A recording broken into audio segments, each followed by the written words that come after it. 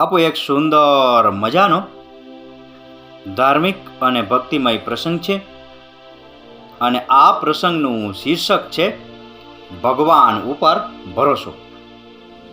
એક માણસ ઓફિસેથી જ્યારે પાછો ઘરે આવતો ત્યારે દરરોજ સુંદર ગલુડિયાઓ તેને ઘેરી લેતા, કારણ કે તે દરરોજ તેમને બિસ્કિટ આપતો હતો. ક્યારેક 4, ક્યારેક 5, ક્યારેક 6 ગલુડિયાઓ દરરોજ આવતા અને તે તેમને દરરોજ પાર્લે બિસ્કિટ કે બ્રેડ ખવડાવતો. એક રાતે જ્યારે તે ઓફિસથી પાછો ફર્યો ત્યારે ગલુડિયાઓએ તેને ઘેરી લીધો, પણ તેણે જોયું કે ઘરમાં બિસ્કિટ અને બ્રેડ બંને ખતમ થઈ ગયા હતા. રાત ઘણી વીતી ગઈ હતી.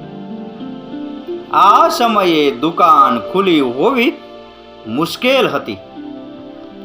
બધા ગલુડિયાઓ બિસ્કિટની રાહ જોવા લાગ્યા.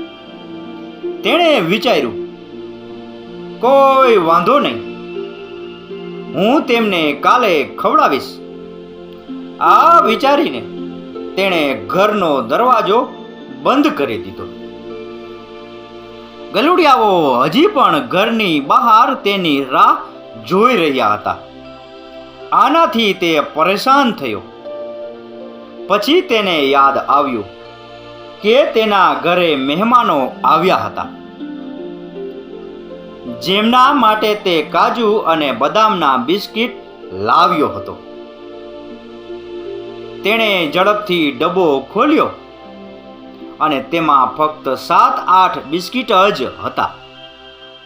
તેના મનમાં વિચાર આવ્યો કે આટલા બિસ્કિટથી તો કંઈ નહીં થાય.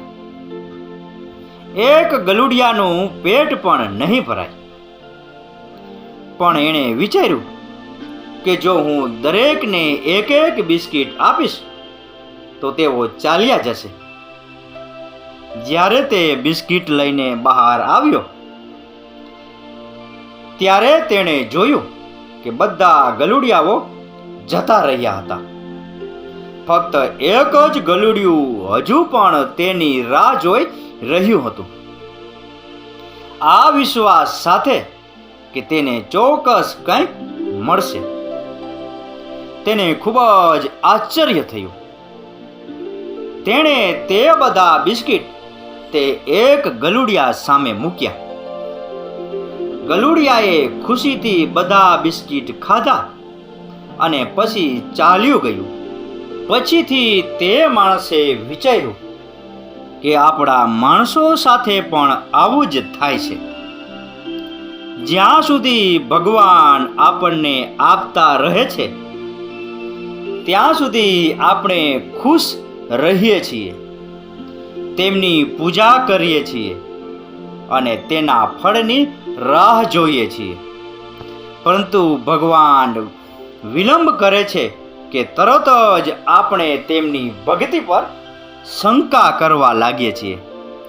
બીજી બાજુ જે વ્યક્તિ તેનામાં શ્રદ્ધા રાખે છે અને તેને તે જે માને છે તેના કરતાં વધુ મળે છે. મિત્રો, પ્રભુમાં શ્રદ્ધા રાખો. કોઈ પણ પરિસ્થિતિમાં તમારા વિશ્વાસને ડગમગવા ન દો. જો મોડું થઈ રહ્યું છે તો તેનો અર્થ એ છે કે ભગવાન તમારા માટે કંઈક સારું કરવામાં વ્યસ્ત છે. તો બાપુ, આ હતો ભગવાન ઉપર ભરોસો નામની વાર્તા વિશેનો પ્રસંગ. આ કથા, આ વાર્તા પૂરેપૂરી સાંભળી એ બદલ આપનો ખૂબ ખૂબ આભાર. આપનો દિવસ શુભ રહે.